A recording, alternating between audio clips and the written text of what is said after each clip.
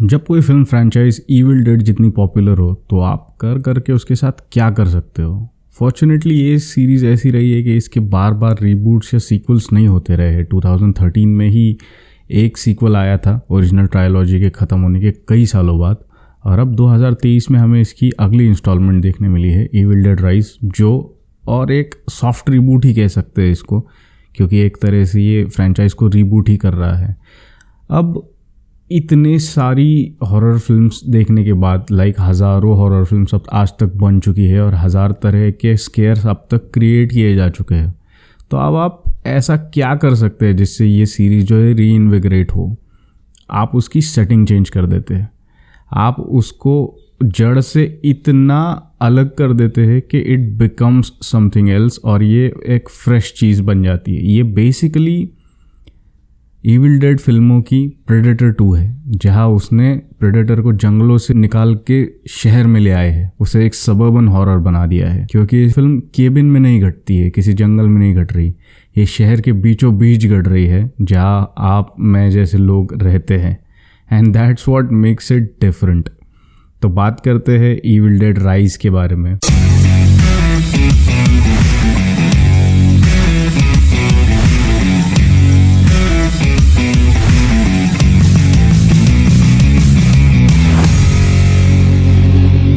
Film शुरू होते ही you know that this film is not fucking around. शुरू होते ही ये फिल्म एक्शन और हॉरर के पीछे लग जाती है, and the opening shot it is really well done, और ये फिल्म का टोन सेट कर देता है कि भाई सेटअप वगैरह के लिए तो बिल्कुल ही टाइम नहीं हमारे पास, let's dive into the horror. और वो बहुत ही मज़ेदार था ओपनिंग शॉट, और and it caught audiences off guard, क्योंकि कोई भी इस तरह से फिल्म शुरू होगी ये एक्सपेक्ट नहीं कर रहा था। सबको लगा था कि भाई कुछ सेटअप होगा, प्रेमिस होगा, और फिर चीज़ें the shit will start to hit the fan. But ये तो शुरू होते ही भागना शुरू कर दिया इस फिल्म ने। बेसिक प्रॉब्लम मुझे आजकल ये लगता है हॉरर फिल्मों में कि इतनी सारी हॉरर फिल्में बन चुकी है कि now the makers have run out of things by which they can square the audience. कि अभी कर के क्या ही कर लोगे आप जिससे डराओगे। और इसकी वजह से एक बुरा ट्रेंड शुरू हुआ है पिछले कुछ सालों से एक्स्ट्रा गोर और वायलेंस का, कि इसमें इतनी एक्सेसिव गोर और वायलेंस दिखाई जाती है। 2013 का भी जो रिबूट था उसमें भी बेवजह ही बहुत ज़्यादा गौरी सीक्वेंसेस थे। यहाँ भी कुछ उसी तरह का देखने को मिलता है कि they are desperately trying to take your attention. यहाँ में दिखाने की कोशिश कर रहे हैं कि देखो यार ये फिल्म कितनी भयानक है, and that's not what the original films were about. Original films were about कि यार तुम ऐसी जगह पे फंसे हुए जहाँ से तुम भाग नहीं सकते हो और जहाँ अजीब व गरीब चीजें हो रही है। That's what made it scary। घिनौनी चीजें हो रही है, ये फोकस कभी नहीं था कहानियों का।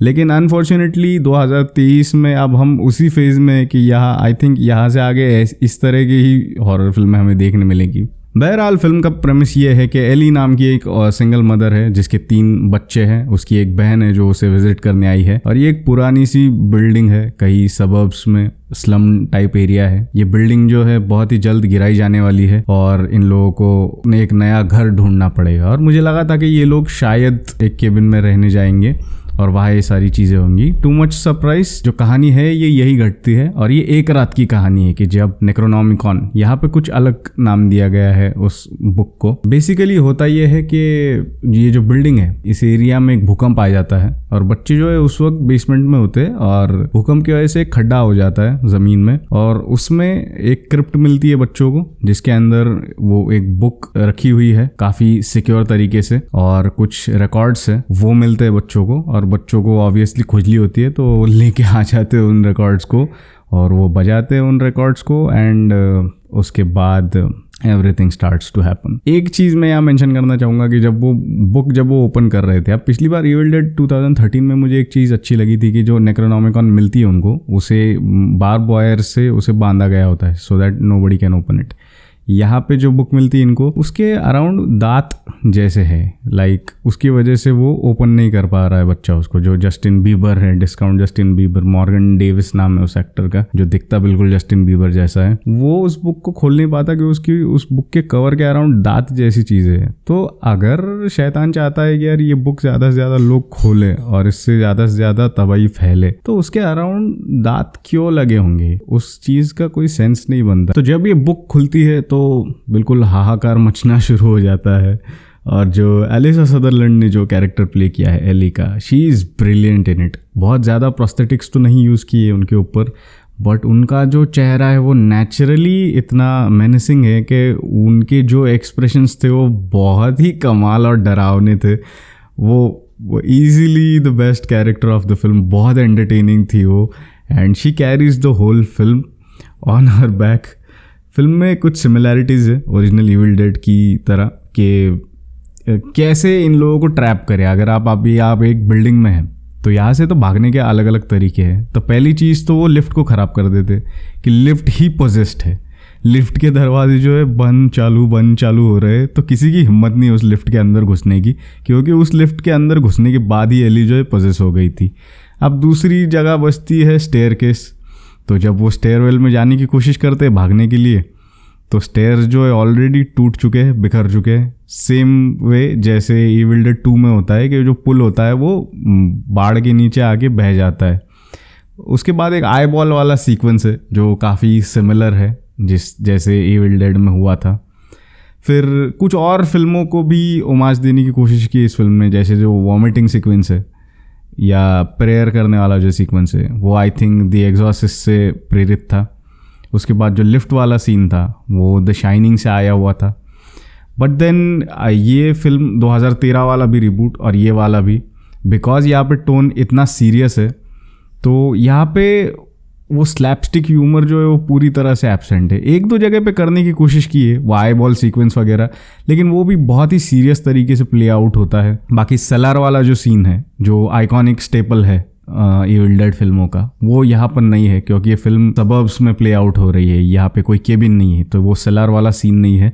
और वो आई थिंक वो मैंने मिस किया उस चीज़ को, क्योंकि वो इविल डेड फिल्मों की आइडेंटिटी है। ये एक लो बजट चार्म जो हुआ करता था कि खून की नदियाँ बह रही है, या घटिया प्रोस्थेटिक्स यूज़ किए गए हैं, या बहुत ही DIY स्पेशल इफेक्ट्स यूज़ किए हैं, वो चीज़ें यहाँ पर नहीं है। क्योंकि अब एक बड़ा स्टूडियो ये फिल्में बना रहा है, तो बजट ऑब्वियसली है इन लोगों के पास, तो इनके पास वो चार्म नहीं रहा इन फिल्मों के अंदर। ऑल्सो ये फिल्में बहुत सीरियस तरीके से बनाई जाती है, तो सैम रेमी का जो वो चार्म था कॉमेडिक स्लैपस्टिक वाला, वो यहाँ पे मिसिंग है। ऑल्सो ब्रूस कैम्बेल जैसा लीड नहीं है यहाँ पर, जो चीज़ों को सीरियसली और कॉमिकली दोनों at the same time play कर सके, वो है नहीं। तो बेसिकली ये फिल्में अभी सिर्फ नाम में इविल डेड रह चुकी है, क्योंकि अगर इसे कुछ और भी नाम देते तो कोई फर्क नहीं पड़ता, but because evil dead is a popular IP, तो ये लोग इविल डेड के नाम से इन फिल्मों को बेच रहे हैं। बट ओवरऑल ये फिल्म काफ़ी एंटरटेनिंग है। लाइक ये फिल्म बुरी नहीं है, ये इसकी सबसे अच्छी क्वालिटी है कि ये फिल्म बुरी नहीं है। इट कीप्स यू एंटरटेन्ड,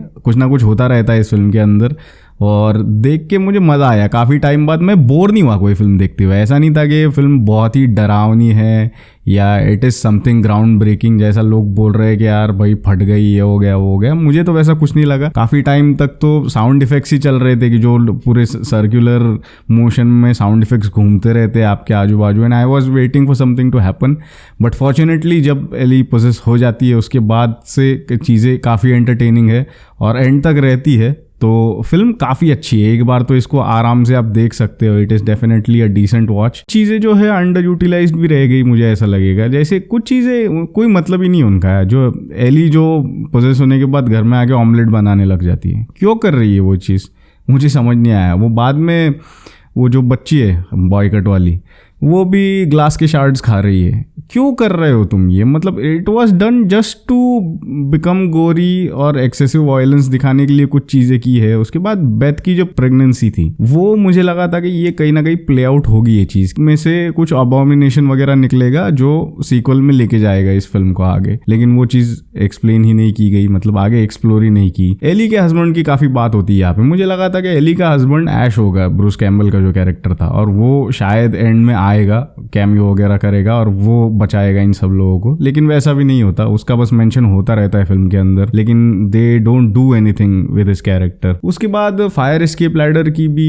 एक जगह पर बात होती है, जो उसके नेबर्स होते हैं वो लोग उसकी बात करते हैं कि वो कोई एक दरवाज़ा उन्हें खोलना होता है जो अनइनहैबिटेड एरिया है, वहाँ पे वो लैडर है। तो मुझे लगा था कि यार ये एक इंटरेस्टिंग जगह हो गई कि एक इनहैबिटेड प्लेस है जहाँ पे कोई नहीं रहता, शायद डिलापिडेटेड हो, टूटी फूटी जगह हो, और वहाँ पे एक इंटरेस्टिंग हॉरर सेट पीस बन सकता है, बट फिल्म वहाँ जाती नहीं है। उसके बाद जो नेबर्स थे वो मुझे काफ़ी इंटरेस्टिंग लगे थे, जो प्रेयर करने वाला लड़का था, द ब्लैक गाय, और दूसरा जिसके पास राइफल थी वो बुड्ढा, he was kind of a bad S. तो इन कैरेक्टर्स का अच्छे से इस्तेमाल किया जा सकता था कुछ ड्रामा क्रिएट करने के लिए। ऑल्सो जो लोकेशन थी उसका बस वो नाम के लिए ही वो एक सबब में, एक बिल्डिंग में, शहर के अंदर उसे सेट किया गया है, बाकी उसका यूज तो बिल्कुल उस जो केबिन था जंगल का उसी तरह यूज किया गया है। और वो इनॉर्मस अपार्टमेंट है, लाइक इतना बड़ा अपार्टमेंट है, मुझे पता नहीं एक सिंगल मदर जो ज्यादा कमा नहीं पा रही है, जिसके 3 बच्चे हैं, वो इतना बड़ा अपार्टमेंट कैसे अफोर्ड कर पा रही है। ऑल्सो बिल्डिंग भी वैसी नहीं लगती देख के कि यहाँ पर इतना बड़ा अपार्टमेंट हो सकता है, बट अगेन हॉरर फिल्मों में ऐसा करना पड़ता है क्योंकि कैरेक्टर्स को भाग दौड़ करने के लिए जगह भी तो चाहिए, वो 1 BHK में भाग के भागेंगे ही कहाँ पे। तो लोकेशन जो थी मुझे लगा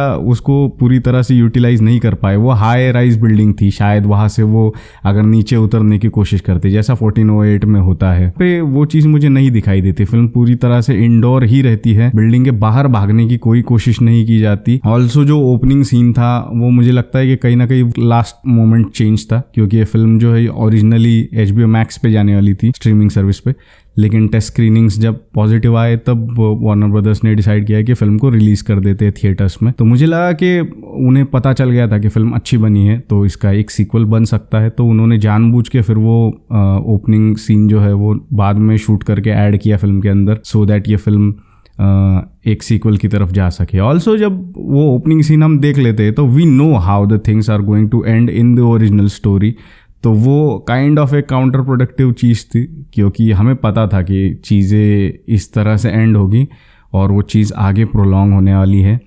but overall it is a fun watch, और काफ़ी पिछले कुछ सालों में जिस तरह से दर्जा घटता गया है कॉन्जरिंग फिल्मों की, जो 2 फिल्में आई उसके बाद तो it has been a steady decline. तो उस कंपैरिजन में एक अच्छी हॉरर फिल्म है, काफ़ी टाइम बाद एक थोड़ी ढंग की 1 टाइम वॉच हॉरर फिल्म आई है, और जो कैजुअल व्यूअर्स है उनको तो जेन्युइनली मज़ा आएगा देख के, जो हार्डकोर फैंस है उनको भी डिसेंट लगेगी फिल्म। तो डेफिनेटली एक बार आप तो जाके चेक कर सकते हो इस फिल्म को, और अगर आपने ये फिल्म देख ली है तो प्लीज़ मुझे भी बताइए कमेंट्स में आपको ये फिल्म कैसी लगी और क्या चीज़ें अच्छी लगी, क्या चीज़ें बुरी लगी। And that's it for this episode. Keep watching .png pictures and I'll catch you in the next one.